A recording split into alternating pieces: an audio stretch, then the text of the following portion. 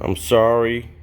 I apologize for the snarky tone of this video, but this is how I do it, and this is how it works.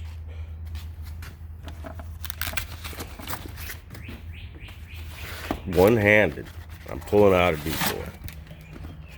Apparently, the last time I hunted, the water was very deep. I mean, there's 8 feet of line there. Okay, well, how do you stow it? You pull it out of the water, you drop it in the hole like that, and pow, you're stowed. One-handed. I just did that one-handed. Okay? Here's another. Pull it out one-handed. This one only has about 5 feet of line.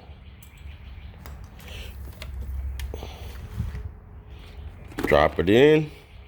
The line kind of falls in. See? One-handed, I'm doing this with one hand.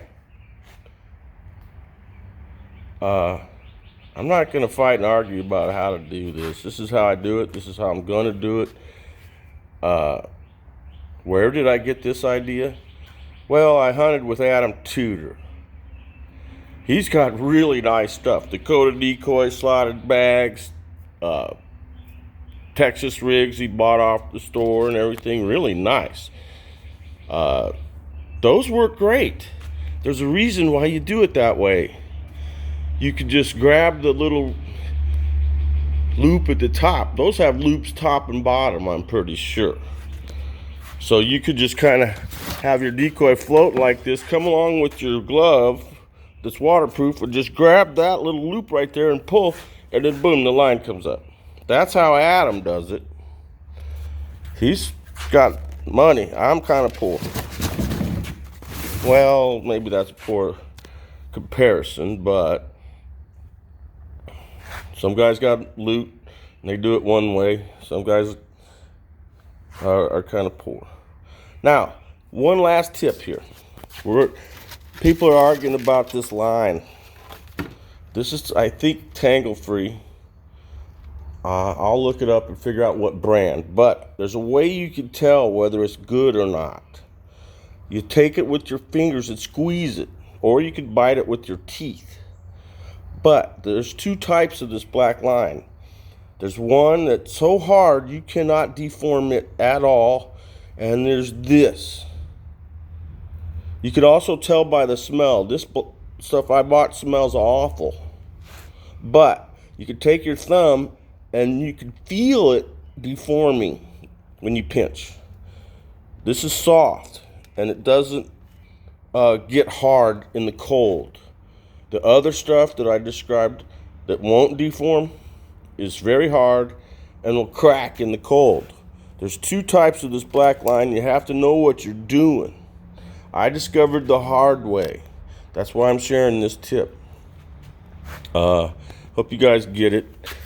This works for me really, really well. I put out my decoys every day, pretty much, all duck season. And not only in one duck season, but another duck season in another state, where I'm going from the end of October all the way till January. That's a long time. A lot of hunting. That's why I use these type of bags. It's because I want my decoys to look at least halfway decent. I can take this to the car wash like this and go and spray it out, and then everything's clean. And I do. I just haven't yet. You can tell right there, there's a little dirt on there. I travel across roads in Arkansas that are awful and muddy. I got these big mud tires, and guess what? It throws mud all the way up into the boat. It sucks, but that's part of duck hunting. You're going to get there, and your boat's all covered in mud. And your decoys, too, sometimes. I just can't carry them around in the bottom of the boat like a lot of guys do. I tried that. I would have 3 dozen tied with overhand loops, just like everybody does, and it would turn into this god-awful freaking mess that I can't handle. This I can handle. I'm like 60 years old, and I don't want to fight with tangling and untangling. My hands have arthritis from being a carpenter a lot. I abused myself pretty bad doing things that I've done as a young man. I did lots of things, lots of dumb things. Stuff like jumping out of airplanes and stuff. Anyway, that's how you do your decoys. Thanks for watching. God bless y'all. I hope you get something from this, learn something maybe. At least one of you is going to like this. Probably 3 out of 4 don't. I'm sorry to those 3 guys. Forgive me, please. God bless you.